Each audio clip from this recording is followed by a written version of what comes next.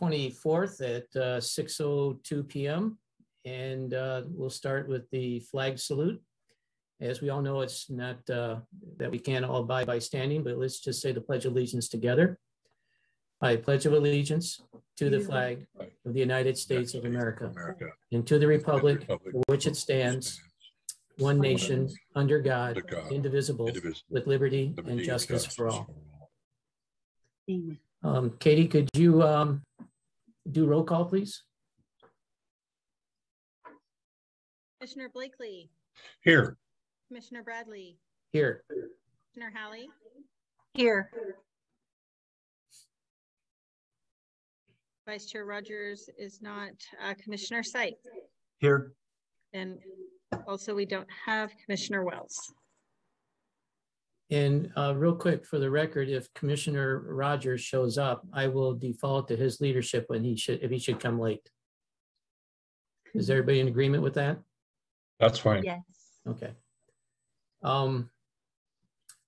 Okay, I'm trying to look at the meeting minutes here. Where are we at here? I think we have to have approval of the minutes at this time, right? I'll make a motion that we approve the August 10th? I second that motion. All right, roll call vote. Commissioner Blakely. Yes. Commissioner Bradley. Yes. Commissioner Halley. Yes. And Commissioner Sight. Yes. Okay, I believe at this time we will be opening up our comments from the public, and the members of the public may be heard on any item of interest that's not on the agenda. The speakers addressing the commission will be limited to 3 minutes per speaker, and please be advised that by law, the commission is not able to deliberate or take action on issues presented during the oral comments.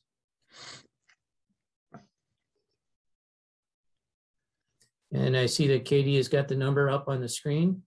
So if anybody is online with us, they can call at this time, and Katie, you'll push them through, I'm assuming.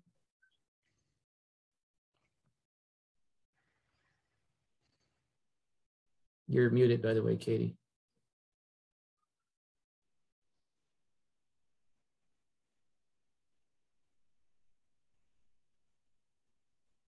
Doesn't look like we have any call-ins. Do I need a motion to close the comments? So moved. Second. Katie, do we need a roll call, or can we just move on with the agenda at this time? We do not need roll call. So then I guess we can go on to our next point on the agenda, which is the consideration of a recommendation to the City Council to amend the general plan land use designation from commercial to public and amend the Fortuna zoning map from neighborhood commercial NC to public facility PF at 2600 Newburgh Road, which is APN 200-454-02 and APN 040-193-005. At this time, Liz, is there anything you'd like to address with us on this matter? And Liz, you're muted. There you go. Okay. Is this, so I'm going to have some slides, but I don't think they're on the screen, are they? Yes, they are. Oh, great. Okay, so yes, this is a proposed rezone of a 3/4 of an acre parcel located at Newburgh Road and Roneville Road. And so this is a larger sort of area map, and the parcel is, it was formerly the Eureka Physical Therapy building, and it's been vacant for a couple of years. The city does have a proposal. I think the city has actually purchased it. So it was the city's plan to purchase the building and relocate the Fortuna Police Department into that building, following design plans and remodeling plans to bring it up to current safety police department standards. And when the COVID the isolation first started, we needed to create space. The police department needed to create space. They're in extremely cramped facilities here at City Hall at 11th and L Street. So the logical thing was to move into the old Eureka Physical Therapy building because it had offices. And at that point, they just moved their basic equipment into the building. So that really, precipitated the relocation, and it worked out really well for that purpose. And now they're operating in there. It seems to be functioning really well. But, just for purposes of land use, it's just a good idea to clean it up. It does. So the current zoning is neighborhood commercial, and actually they could apply, we could issue them a conditional use permit and, retain that neighborhood commercial zoning. But it really doesn't make sense if we're going to go through, the legislative process through the Planning Commission and the council. The cleaner thing to do would be to relocate, rezone the property to public facility. Public facility zoning does allow all kinds of public uses, including police departments, as a principally permitted use. So it's just a better fit for them. And also Newburgh Park, which you can see adjacent there to the east, has that public facility zoning. So it's just a matter of expanding that zoning somewhat onto that 0.7 acre parcel. And you can see the location there at Ronaville Road and Newburgh Road. So, the location is appropriate. It's, Ronaville Road is a major city thoroughfare, and Newburgh Road is a commercial road. They just have a lot better access and easier to respond to calls, especially, going south, to Lawndale and to Campton Heights and the Ronaville area. It's just much easier for them to serve the city rather than coming from the, the downtown facility, which is really cramped and more trafficky and harder to get out of. So it's a really good fit for them.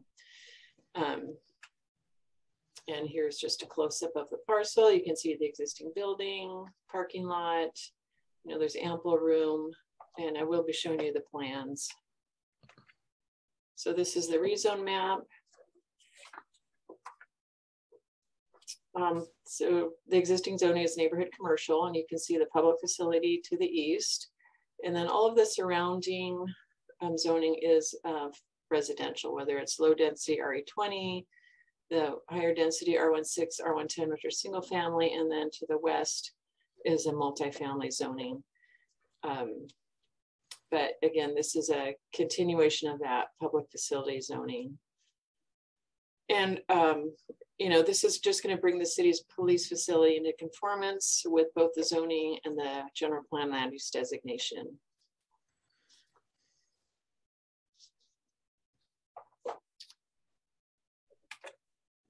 Oops, what happened? Oh, okay. So just a quick, for zoning purposes, this is also going to require a general plan amendment, just to, when you change out of one commercial zone and into a public facility zone, the general plan designation is different. So sometimes you can stay within that category, but in this case, we're going out of the commercial category. So we're going to go to a new general plan designation. But for the zoning comparison, the existing neighborhood commercial zoning is on the left and the proposed zoning is on the right.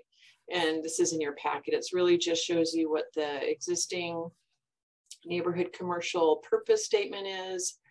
It's really for localized commercial activities like stores and shops and things that serve the immediate residential population. So there will be the loss of that, on a pretty small level, 0.7 acres.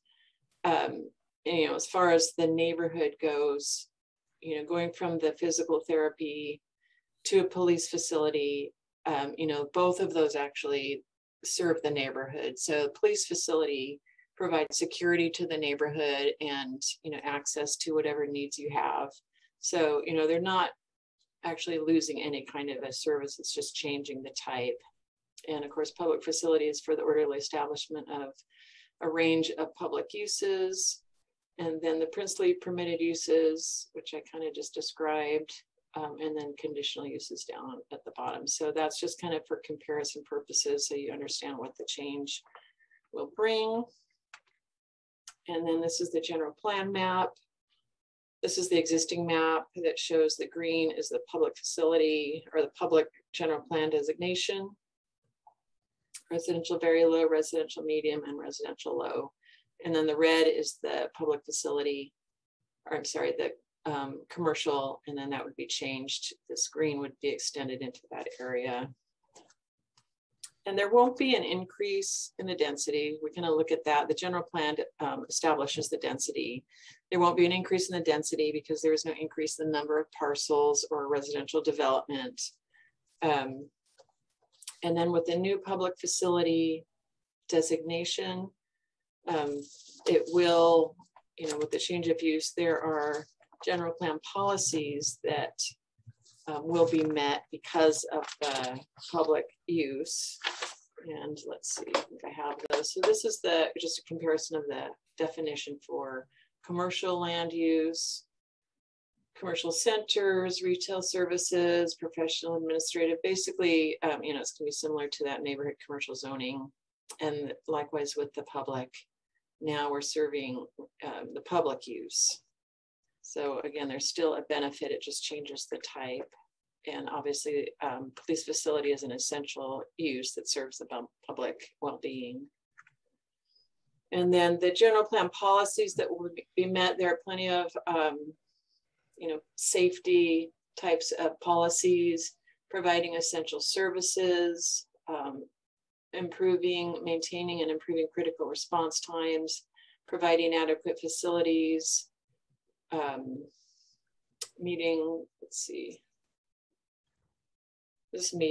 staffing levels, promoting a healthy balance, including institutional public use.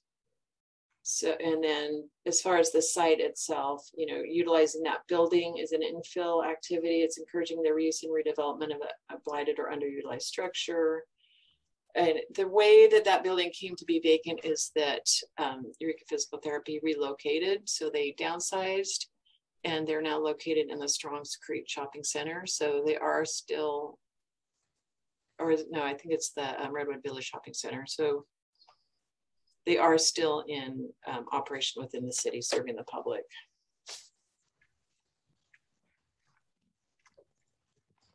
So this is an image of the site plan for the police station remodeling. So you can see the existing developed building, and that is a 5,645 square foot building. And the main part of the remodel is interior. So they will be, possibly relocating walls to create more efficient office space.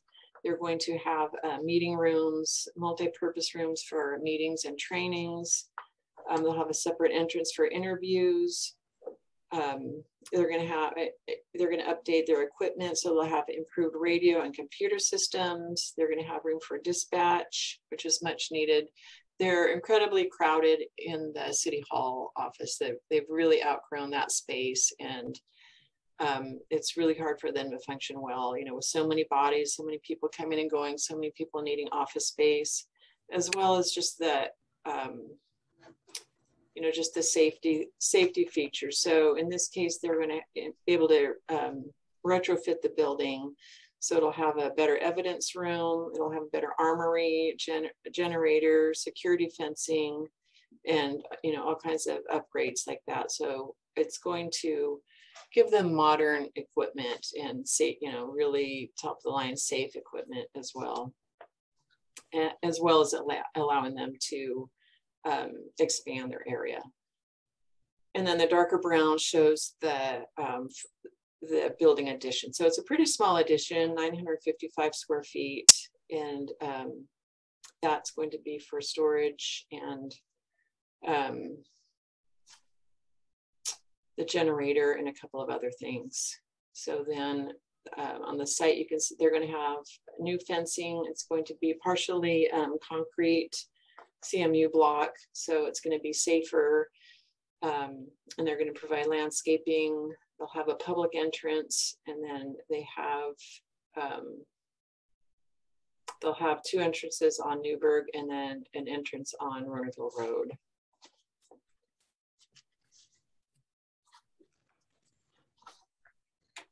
And then the building itself, the exterior of the building is going to get an upgrade. They're not going to remodel the existing walls, but they will, be painting and landscaping and adding the CMU block wall is just on the Ronerville Road side, and then the rest will be chain link, and then the front will be open. So it's going to look really nice when they're done. And, it's going to be much easier in and out access. And yeah, I think, the council is excited, city staff is excited, and I know the police department are excited about it. It is in design now, and their plan is to have the building plans checked and then go out for bid and be in construction as soon as they can. So we should see some activity around there in the coming months. So the California Environmental Quality Act, basically, so it is an existing building with minimal expansion, and there's no increase in the city's employees. So there's no, the outcome is not going to be immediately expand any employee or, staffing levels, and no change in the level of service as far as how the immediate area is impacted. And it won't result in any potentially significant impacts. Impacts resulting from the development of the site itself with a commercial development. Those policies were evaluated in the General Plan 2030 program EIR, and this site was developed with a single with a commercial building when that EIR and the general for the general plan was created. So the change in the use from commercial physical therapy to public facility will not create any new or increase the degree of existing impacts, and doesn't propose any specific development that could contribute to impacts that were not already addressed, including things like traffic, air quality, biological resources, population, or public services, or other resources. The project conforms with an infill CEQA exemption, which is allowed when the site has no valuable habitat, if it's less than 5 acres, no, oh, that's repeated there, no significant effects relating to traffic, noise, air quality, or water quality. We did consider the traffic and the noise in particular, and the traffic levels from the police station will actually be the same or less than the commercial activity that was there before, which had a more consistent traffic flow from employees and customers. So with the police station, the crew comes in, at the shift change, and then they go out and do their route and their services. They're not at the office, and there isn't as much of a flow. There aren't any customers, although certainly there are public visits. Noise levels, it's for police response, it's considered that the sirens aren't going to change, because the sirens are really run when the police cars are already out on their route. So they don't normally leave from the police station, and we've worked here at City Hall, all these years with the police station on the same site, and there probably is not one per day at most, if that, so there isn't in that regard, there's not an impact to the neighborhood from noise increase. And then the other infill exemption is that the site can be adequately served by utilities and public services, and of course those are on the site. They're within, water service and other utilities are in Ronerville Road at this time.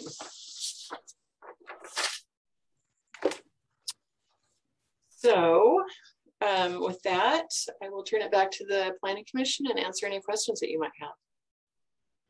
Does anybody have any questions, or do we want to open it to public comment first? Should we open it to public comment first, Liz?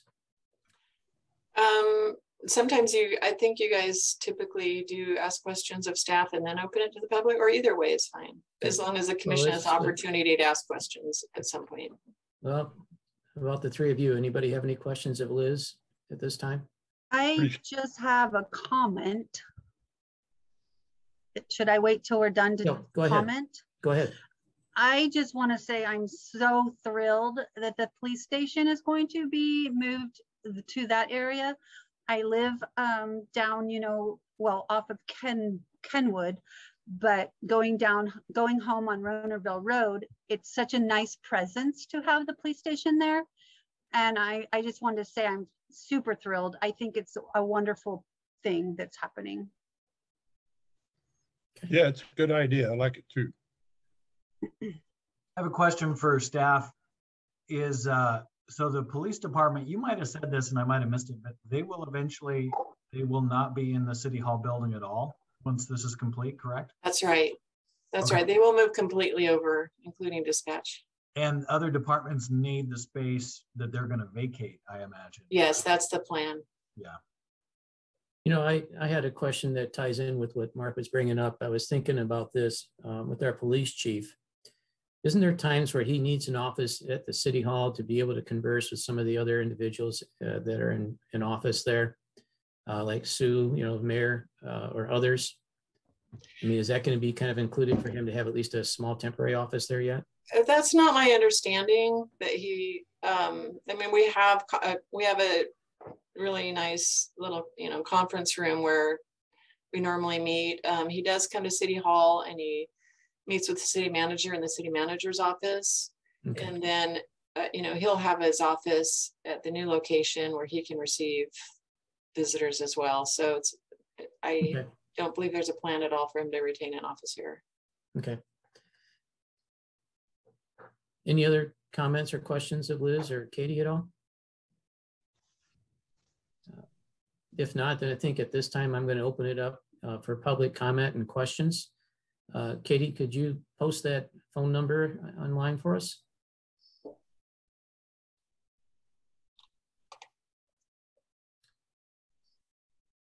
And folks, there's the number. It's 1-669-900-9128. And then you type in that meeting ID code and password or passcode, and Katie will get it and forward it to us.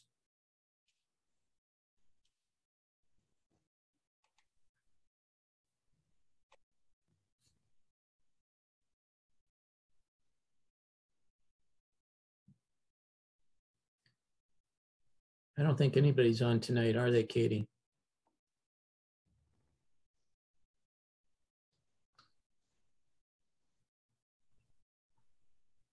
You're doing great. Thank you. I'm just curious, was there a lot of notifications put out to the neighborhood with regards to this plan of action? And was there any responses? We have not received any comments. Katie sent out the notices. She mailed them to all the property owners within 300 feet as the municipal code directs, and then we published it and it was also published in the Times Standard and posted on the website. Yeah. Will there also be notices to the neighbors in other phases of this?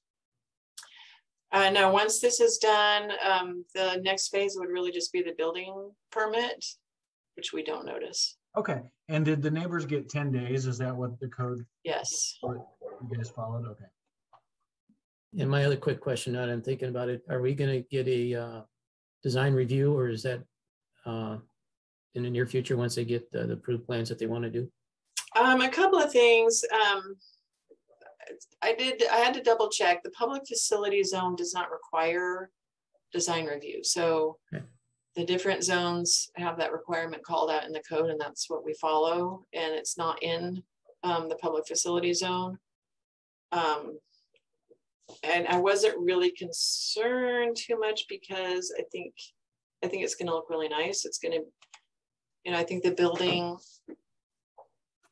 is in need of a refresher, and they're going to put in new landscaping. So yeah, it's not scheduled for it to go to design review. I wanted to throw in 2 cents here too. I think the community knows about this pretty well.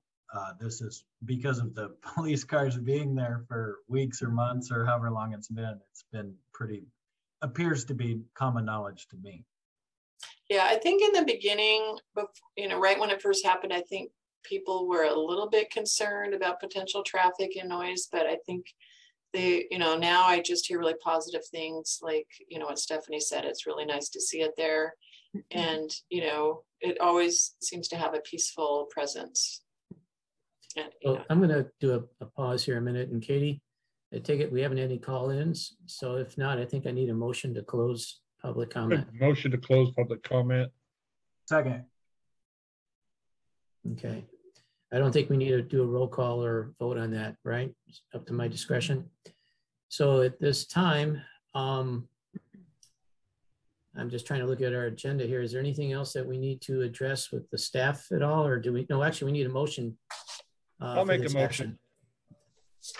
Okay, can you post that motion up there, Katie, so that Mark can see what the motion entails? I think that was Sandy that spoke, right? Or was it Oh, Sandy? go ahead, Mark. Okay. I'm sorry, I just heard. No, let me make the motion. I'd like to make the motion to adopt resolution number P-2021-3070, a resolution of the Planning Commission of the City of Fortuna, recommendation to the City Council to amend the general plan use designation for commercial to public and amend the Fortuna zoning map from neighborhood commercial to public facility at 2600 Newburgh Road. I will second that. Good, Stephanie. That's probably the most long distance second the commission's ever had, Stephanie. Well said. So I guess, Great. Katie, can you call the motion? Roll call vote, Commissioner Blakely, Yes. Commissioner Bradley, Yes. Commissioner Hallie, Absolutely, yes. Commissioner Sykes. Yes. Great. Motion carried. I guess the next is, do we have any updates, staff communication wise? I guess I defer back to you, Liz. I can just tell you about what we worked on Friday, which was packet day. So it was a very busy day. We had decided to apply for several Headwaters Fund grants, which is, managed and kind of coordinated by the county. And then they have a staff and a board that selects the funding once a year, I guess. So we had 4 projects that we were submitting for. And so Katie and I had, the one we worked on was the Mill District Specific Plan grant. So we requested $75,000. We already have grant funding for $65,000, and we are starting planning, consulting and planning for improvements to basically to do public outreach, to create, identify needs, and really the target, the most critical component is infrastructure. So how to lay out an infrastructure plan, including roads and water and sewer and storm drainage, that will really, allow that site to develop properly, and also to consider land use, what type of commercial development, what type of a mix, and how much of a residential component. So we have that underway. It's not enough to complete that specific plan. So we're going ahead and, reaching out for this other funding source. And then there's a Cannabis Ordinance grant that the request was for a Cannabis Ordinance, and that would be to do the public outreach to consider if the city, the public, and the council want to change the city's ordinance now that, it's been however, like 5 years or so since the county's, cannabis activity. So kind of revisiting that, and then the grant would provide for a really, robust public outreach to really get public comment, and then create the ordinance and create handouts and informational items. The Riverfront Park Master Plan would identify desired improvements, create a conceptual or a master plan, and a detailed cost estimate to develop it. And that would, having those parts would then help to get additional funding that would help, you know, to fund actual improvements. And that is on the triangular piece that's just to the north of the River Lodge. There's a vacant parcel there. And the city is about to, I think, complete the purchase of that property from that property owner. So that's a really exciting thing. That's going to preserve that site for a public park, which is going to be, you know, really critical, I think, piece of that riverfront area. And then the other one, the last grant that we applied for funding for is for the Roner Park to create a benefit or to consider, study, and then if approved, create a benefit assessment district, which would be for the Roner Community Recreation and Park District, which is a commission or committee that's, you know, in place now, and they meet, and one of their objectives is to create a pool. And so that benefit assessment district would fund, you know, basically be a tax, I think, on property owners to fund the ongoing maintenance of the pool. So those are the 4 things that we requested funding for. And, you know, as we go through the process, they have a pretty quick turnaround, about 2 months. So we'll find out in the next few months. So we're really hopeful. Do we publish those on our website once we get those grants awarded? Yeah, they would be. Okay. Yes. Any questions of Liz or Katie? I see a lot of head shaking. So I guess at this time, I'll entertain a motion to adjourn. Mr. Chairman, I'd like to make the motion to adjourn this meeting. I'll second that. Another long distance second. That's right. Katie? All right, roll call vote. Commissioner Bradley, Yes. Commissioner Blakely, Yes. Commissioner Hallie, Yes. and Commissioner Seitz. Yes. Thank you, everyone. Thank you. Thanks, guys. Stephanie, hope your mom gets better quick. Yes. Thank you. Thank Hey, you so Liz, much. there's one question I wanted to ask. Are they going to have like a ribbon cutting when the police station's all complete? I hope so. I'll put that idea out there. I think it'd be good. They make a little mini open house or something. Yeah, absolutely. Absolutely. Really good idea. I wish I would have mentioned that earlier, but it just dawned on me after we went through everything else. So, I'm going to email the city manager right when we get off here so we don't lose that. and one last question: do we have any big items coming up for the next meeting? Because Labor Day is coming up too, and I didn't know if that's going to impede some things. We have a subdivision and a design review in the pipeline.